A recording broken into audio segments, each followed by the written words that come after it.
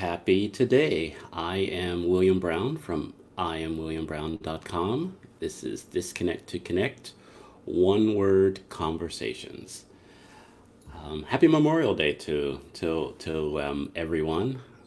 This is a very interesting holiday.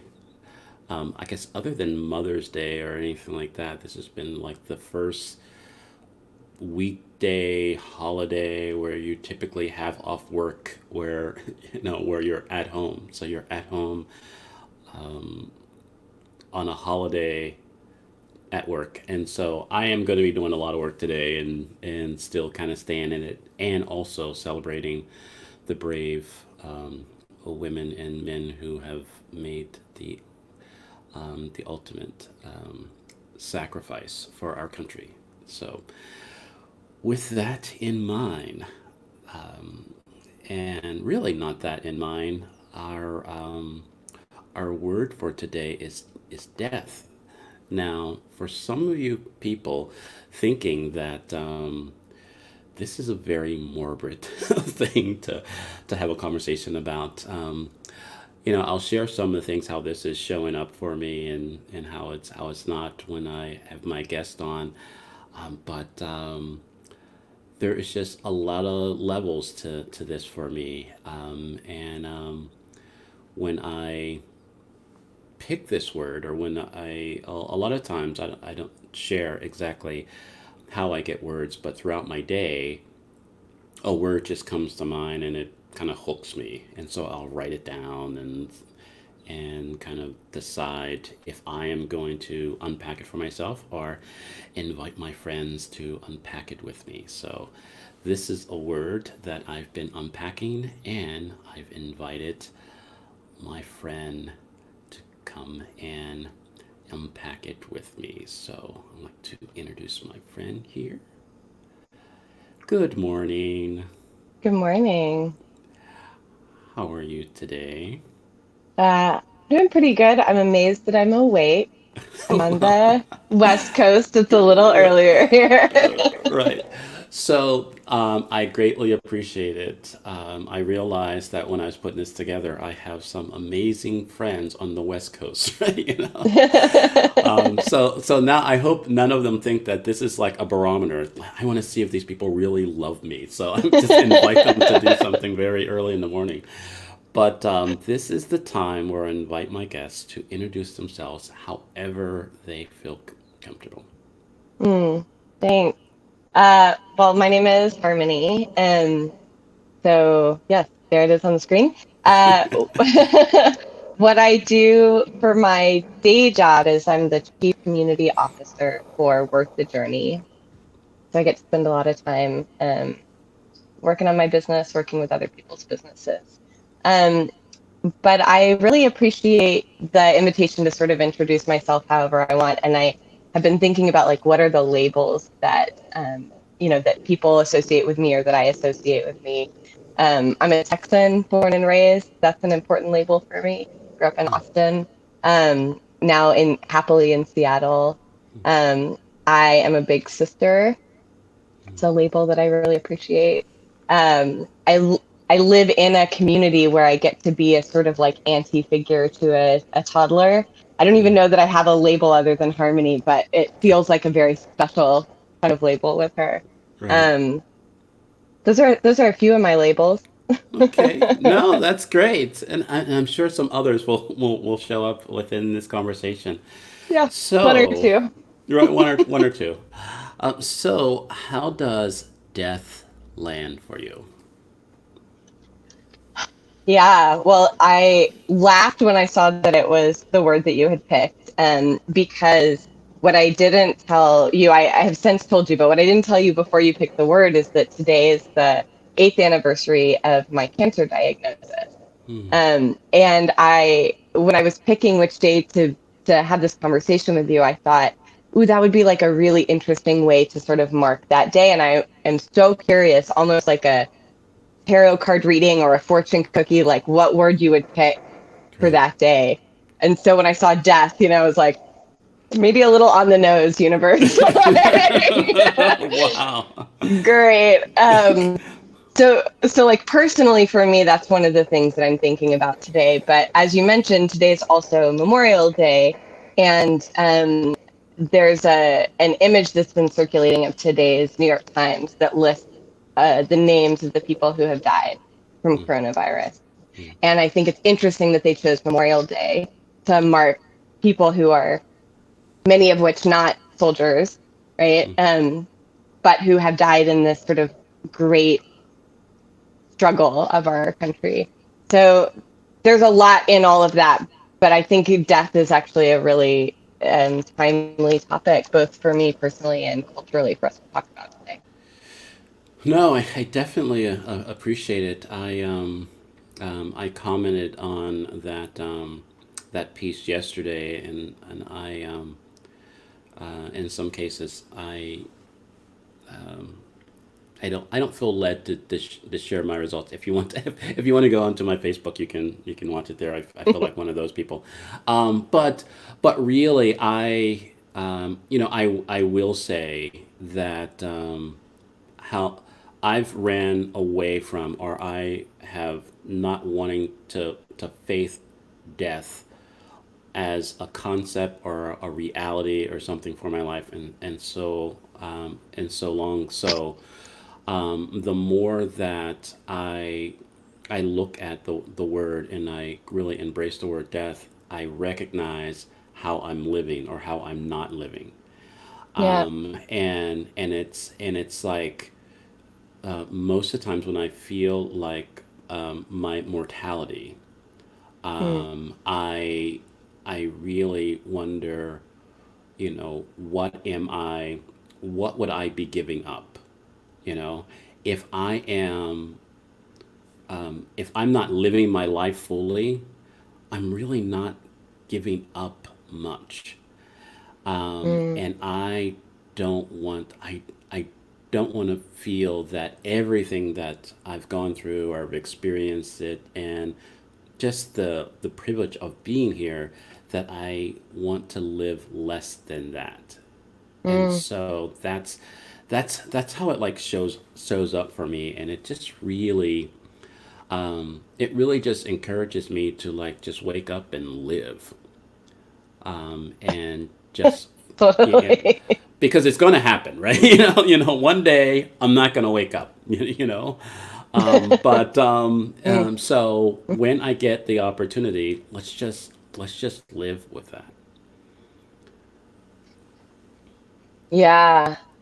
Yeah, I mean, I think one of the things that we talked about is this word is really interesting for us to share because one of the things that I talked about last summer in a keynote speech that you happened to be at was Absolutely. that talking about death is one of the ways that we bond and build community, and it's one Hmm. of the ways that we increase happiness, Hmm. um, which seems very counterintuitive, Yes. um, that spending this morning talking about death might make us both happier. But I think what you just said really points to why that's true, because when we can spend a few moments sort of contemplating people who have died, contemplating our own death, it is quite motivating to then take the bigger risks, go for the job, ask the person out, right? Right. Like live your dream, because you're like, oh no, life is short. Right. Oh no. Right. It's like in our face, and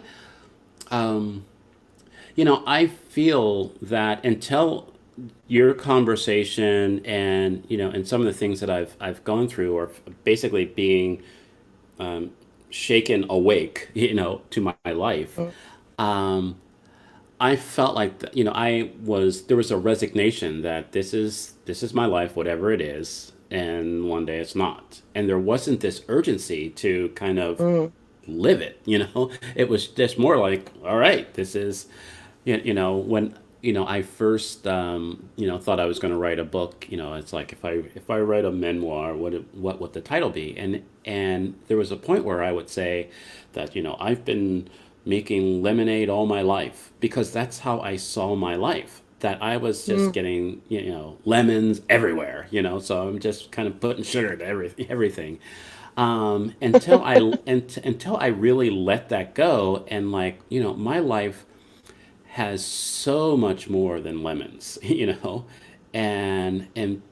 if I choose to acknowledge that, appreciate that, then I am not waiting, for death. I'm not waiting for the end of Mm. this. Especially, I appreciate you sharing your, I don't know if it's an anniversary or it's a celebration. Yeah, or it's not. It's just, Yep, sometimes something I like just like, that. right. It's like, um, but some most of the times when we hear the word cancer, we f- we just see it as, a death sentence, and that's it. That it Yep. just, it's like in your face, and that's, there's like, but even though I know and I'm aware of so many people that are on the other side of that, um, awareness, Mm. of cancer, it still feels like, oh my God, type of thing.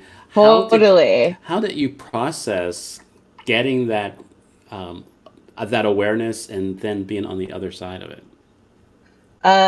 That's a great question. It is so interesting, right? Because I think one of the things that really helped me was getting myself educated about it. I didn't know really a lot about cancer before having it, other than, like, I'd heard of it. Obviously, I knew people who had had it, but that concept of like cancer, dun dun dun, Right. is, it sort of has like a particular PR image that is really stuck in the sort of 50s or 60s and doesn't include a lot of the nuance of treatment, and that there's actually quite a lot of different kinds of cancers with a Right. lot of different kinds of outcomes. What I think is really interesting is I think a similar thing is happening with coronavirus, Hmm. right? Where it's getting this like, we hear the word and there's like uh, especially if it's like you have it, right? Like a Right. diagnosis sort of experience, Right. um, feels like a death sentence, or can feel like a death sentence Right.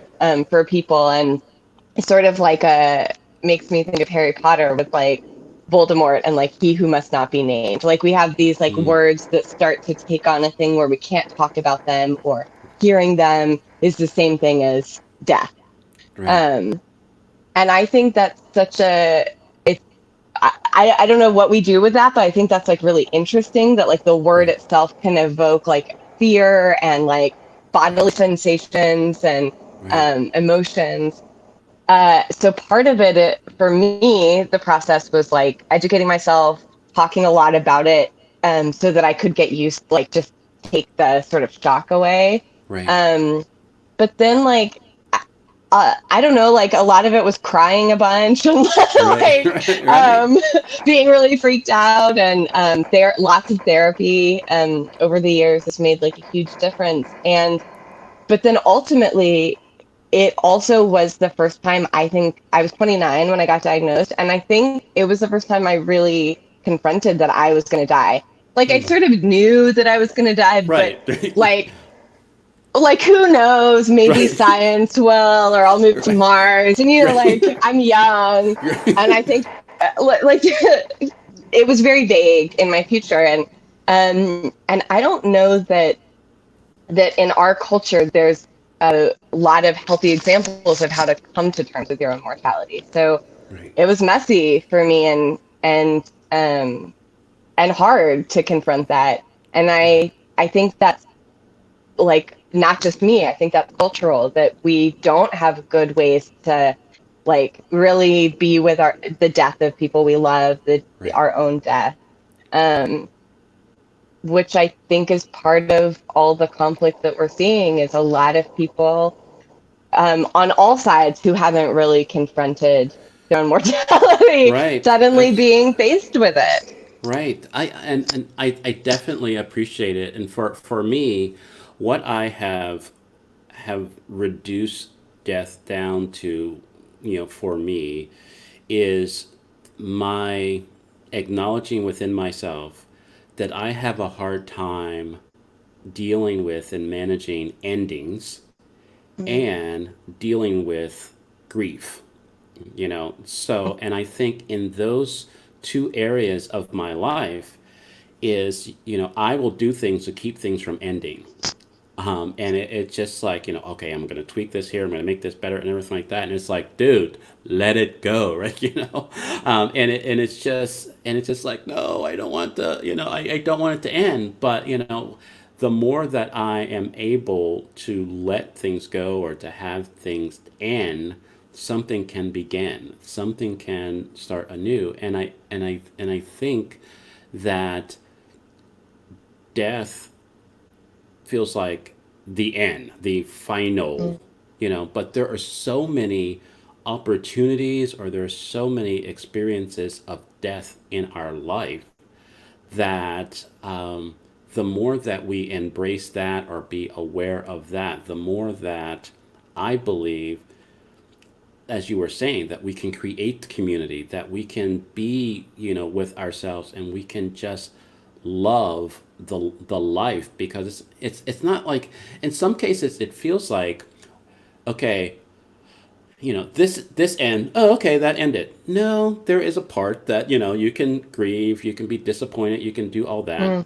but let the new begin. And it's just, I'm just trying to balance the tears, the scared, the fears, all that, all that other kind of stuff, and still embrace the other side of that. Oh man, it's so tricky to find that balance, right? Because there's like spending all of our time in the despair where we, end up depressed and on the floor and unable to function, which maybe is a healthy response for some period of time, but then at some point becomes unhealthy. And Right. then there's the other side where I think there's a lot of toxic positivity and like spiritual bypassing happening where Right. people are like, everything happens for a reason. This is a Right. whole new opportunity for us to create a new planet. Right. And like much of that probably is true because mass Right. change does create beautiful new things, Right. but like misses the part where, but like at what cost, and Right. acknowledging the deep amount of loss and suffering that's required for any kind of massive transformation. And I'm right there with you, like figuring out what's the balance between like holding out hope and envisioning a new reality and like doing that kind of future focused, life focused kind of work Right. versus like, oh my God, like favorite restaurants of mine from childhood have closed down. And like, Right. oh, people that I know have lost loved ones. And Right. how to hold both. Right. I, I don't Right. know, that's like maybe a lifetime's work for all of us. Right. I think that's a part of that journey that, there was one of the early conversations that I had about the ands, embracing the ands of our life. That I am brave and afraid. I am. All of these ands. It doesn't. It feels like I realize that there has been this either or life that I've had, Mm, and it's really caused more suffering or more disappointment, because it's like, well, I'm this and I'm not that. So it's like, oh crap, I'm not that, type of thing. But I'm right, both, right? right. And I think when it comes down to really embracing our mortality and endings and our feelings, there is everything that's available to us, when we Mm, do that, instead of just denying something. mm. I love how you said there's this toxic, positivity, or something, that it just kind of gets to a place where it's like, I don't even believe that myself. What, I need to stop saying that, right? Right? And it's like, it's just that, but that's what we kind of convince ourselves, that we have to be positive, or we have to deny things, or all that other kind of stuff, instead Yeah, of be with it. yeah. Well, I mean, I think a lot about this as a white person in the US, that like because it tends to be overwhelmingly like white liberal spiritual folks who struggle with this toxic positivity. And there's something about a being disconnected from ancestors, a being unwilling to look at the history of our country and our place in it, and the mass amount of death that's a part of it that I think forces that like back into a corner, like nothing bad's ever happened. Everything always happens for a Right. reason. La la la la la la la. Right. Um, because being with the enormity of like the tragedy, we're not equipped. I mean, Right. right? Like we don't know how to do that. So there's like a lot to unpack in there, but it ultimately is a also like a personal cost. Like when you're so positive that you have no room for your feelings, like it just is so stressful. Right. Right. It's you have reminded me, and I guess you're calling me to say what I said about the New York Times article, Mm, and the and here it is, and I've recognized. I Here's the qualifier. I recognize that there are a number of things that I will write because I will I will hide behind my writing, and people don't get my emotions or don't get my feelings about things in my speaking, in my writing. They kind of like, oh yeah, Bill's a nice guy, so I guess that's what he meant, and it kind of go from there. All right, mm, so that's the qualifier. This is what I said. Even though I believe that is a beautiful reminder of the value of life and what is going on in our current struggles in our society, in our culture.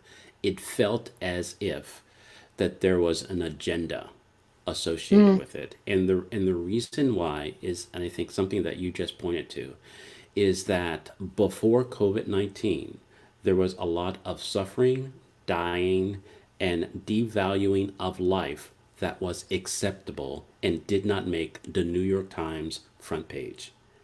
yep. And I mourn, and Mm, my heart breaks for those people that mm, were devalued or being devalued. Their life is being absolutely. devalued. That is not a part of the latest agenda.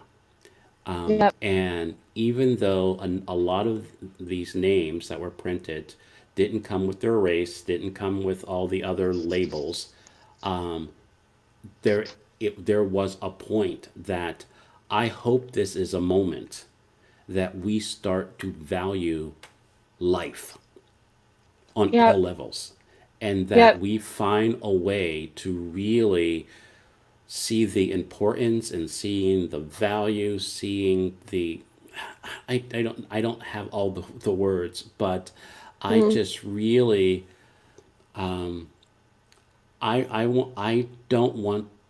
I don't want the next tragedy, you know, school shooting or mass shooting or pandemic to get our attention to love people, to care yeah. for people, to value people. And Yeah. that's where I am. I think that's right on. And it's a complicated decision that they made to do that. And certainly does seem to have an agenda. I don't think there's a way you publish that article without an agenda. And I haven't read it, I've just seen the screenshot.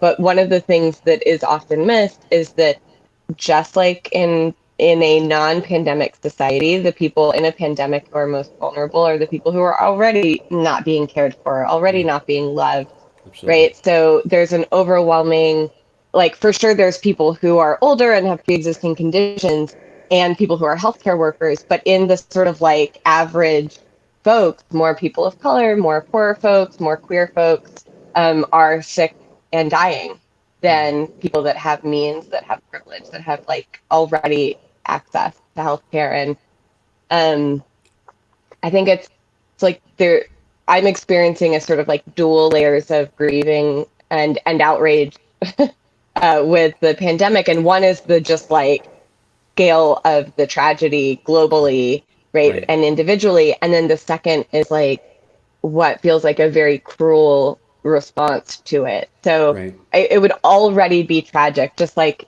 Right. if a tornado or a hurricane hit, but the lack of humanity on top of it. I feel so much grief for for the callousness. right. about the death of people. Yeah. I think that I guess this is how I rationalize it in my mind. It goes back to what I pointed to before about our inability to deal with grief or loss. That our so we just want to, in some cases, sweep it under the rug. This is not, what do we do with grief? It's like, stop crying. Just kind of do something. Yeah. It's that type of thing, Oh and man. This what this makes me think of is about 2 or 3 weeks into the stay-at-home orders here in Seattle, I lost my headphones, and like I was like so upset I couldn't even like be in my skin. And like, about an hour in, I was like, this may not be about headphones. Like, what's going on?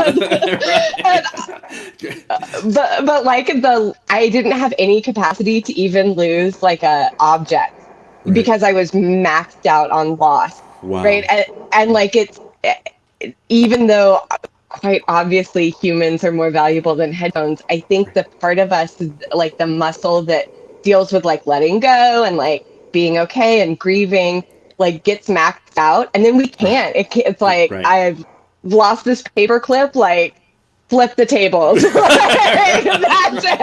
I'll cancel Right. everything. Right. And yeah, I am feeling that flip the table moment, right? Coming.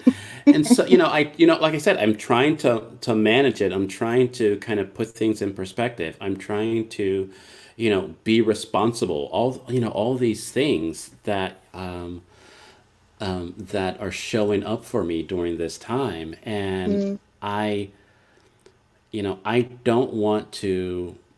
I don't want my interaction with people to be suspect. You know what I mean? Is mm, that I, mm, now, when this first started for me, when we started hearing the word, the term social distancing, and what came up for me, it's like, dude, we've been social distancing long before this. you mm, know when sometimes when I walk down the street, people cross the road, or something, or just walk out of the elevator or whatever. There's a number of people and labels that we've been social distancing ourselves from. This is nothing new. Now mm, you add a mask to that, and it's like, wow. Now, um, I mentioned that, the one thing that I have a love hate relationship is my smile. And it's like, but I use my smile to let people know that I'm a nice guy. I'm kind of like having a good mm, day, and all that other kind of stuff. And now all you see is my eyes. And it's like, dude, are my eyes enough? Do they not see, do they think whatever? And it's just all of these things, all these dynamics that were already present, but mm, now we're putting practices in place to kind of protect ourselves. I think it creates this death, this finality to things that I, mm, for me to be out in public and see people without their masks, the first thing that goes through my mind is, are they trying to kill me or kill themselves or what? It is like, you're being irresponsible. You're doing this, and it's like, stop it. That's not that may not be what's happening. That's a story that I'm creating, and I make enough stories, and I don't want to kind of create stories for other mm, people that are dealing or not dealing with their life, their how things are showing up for them. And I don't know. That's my struggle, and I think that's why I stay home more than more than not, because I just don't want to deal with that, and that's not good either. for sure. I so get it. As somebody who's a community nerd, I have been sort of like a little bit anthropologically like watching, like with my notebook, like horrified and also intrigued by what does it take to come together as a global community, Right. and like how do we navigate wildly different perceptions, and then you throw in lots of like trolls and fake news and like Right. all of the other stuff in the mix, and how do we try to accomplish combating something as a globe. Right. Right. Like, whoa, it's really Right. hard. This is really hard. Right. It's Yeah. it's and think I think in some cases that's what one word conversations is all about, is to help people kind of remember that everything is possible within a conversation. And the more that we recognize the words that we're using and how Mm, words mean different things to different people, and be willing to explain how it's landing for you, and how, I can say, um, you, love, and that means something to me, and it means totally something different to you. But in my mm, sentences, in my groups of words, you could shut down from listening to me because I use a word that kind of triggered you or kind of caused something. totally. And I think the more that we're willing to use our words, I came up with that when I was talking to Tori, that this time is causing us to use our words. It is more important to say, "Hey, this is what's going on. This is this is how I'm feeling." Tell people, I need more space. 6 feet isn't enough. I need a little more to feel safe. That's okay. Right. It's no judgment. But the more that we use our words and help people understand without judgment, but with compassion and love and consideration, then we can move beyond, the fear, the hostility, the separation that Mm, this can all cause. mm. Yeah, I mean, I super agree. I think like this is a time for us to be like slowing down and trying to like be curious and share the feelings that we have. I also think there's like a place that's like beyond words, or like that's Hmm. pre-verbal, like Hmm. thinking about the way our like brains and nervous systems are organized. Like if you're in that sort of survival mode, your frontal cortex is like real, like the word part is not really Right. there. Right. Like Right. it's like been banished to the back room. It's like And I talking wonder, over, right? totally, exactly, like must kill bear, like must run away. And I think like uh I have, I think, similar views to you, and that I like get kind of freaked out when people are like at the grocery store not wearing a mask or being really close. I think it's like really dumb. But I'm trying to remember that a lot of folks are like totally hijacked, again, on all sides, by their amygdalas, by their survival responses, by their Mhm. nervous system being dealing with an actual existential threat.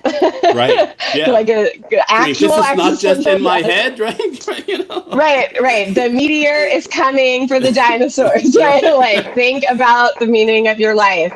And so, whether it's like the obsessively buying toilet paper, hand sanitizer, masks, not leaving the house fear response, or whether it's a denial fear response, sometimes like words like require a certain amount of like sanity and calmness.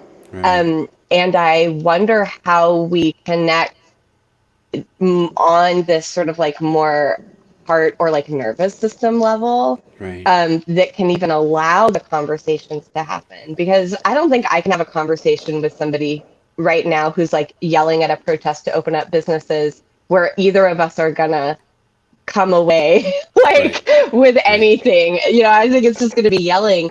But Right. maybe, I don't know, I think like as part of my own work around death and trauma, I have been focusing a lot on like that nervous system stuff, Right. and like noticing my words can be saying one thing. I'm fine, everything's fine. Like I'm totally cool with death. Death is like whatever. I mean, we all die, right?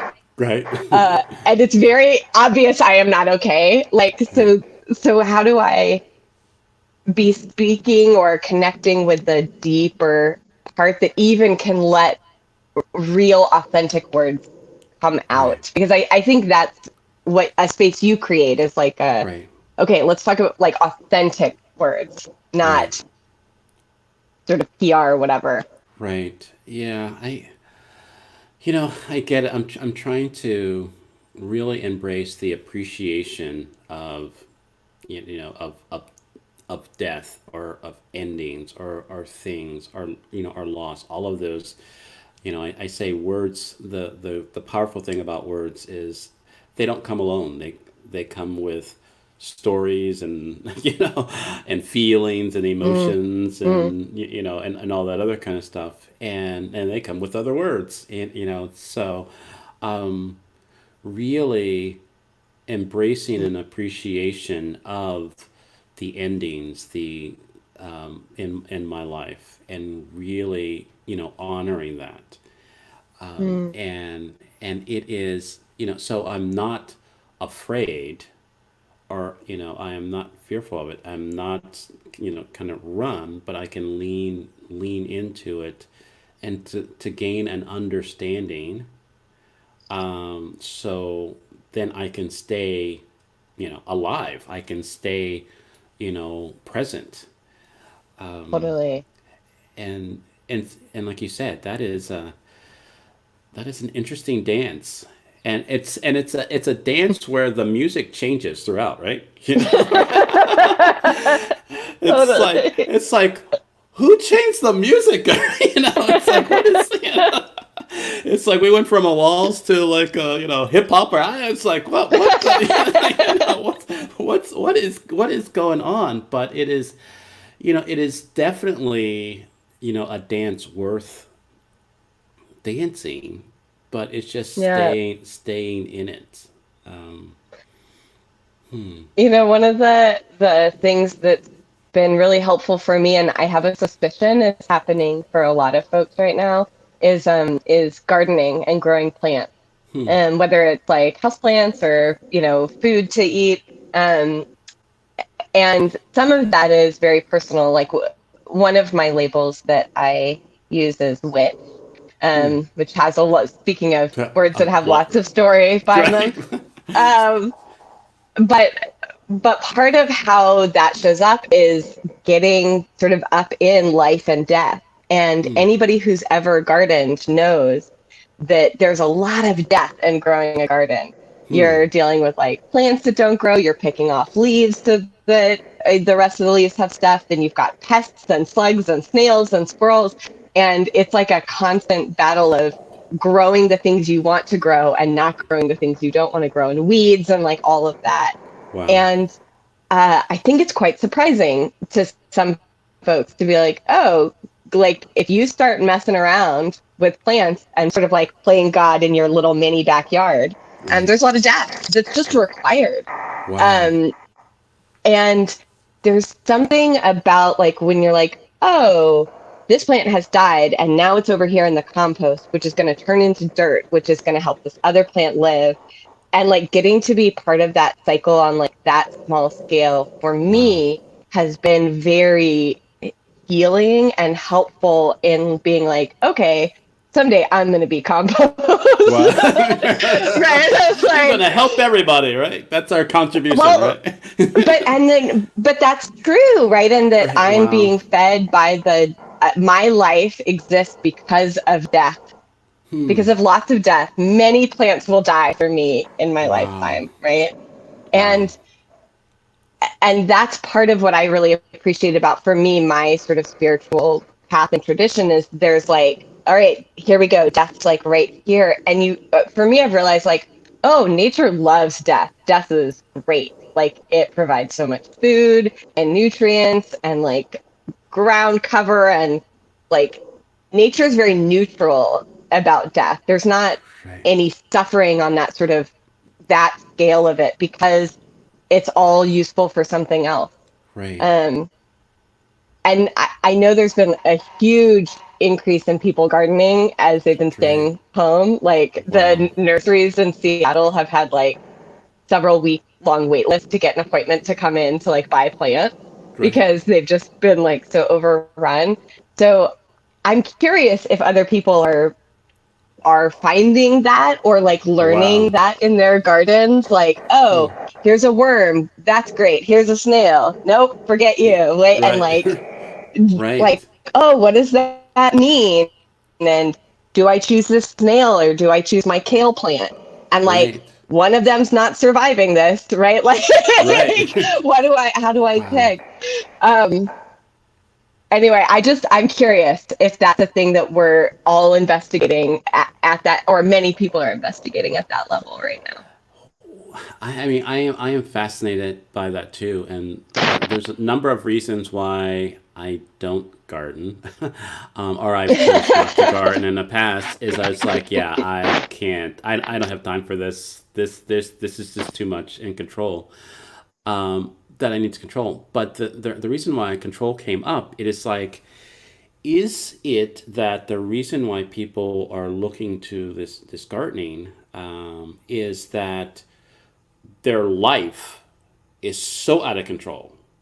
This Mm, is an area where they can control or have some control, and they can see and kind of manage this life and death reality that they're in on a scale that their mind can really, deal with it. I'm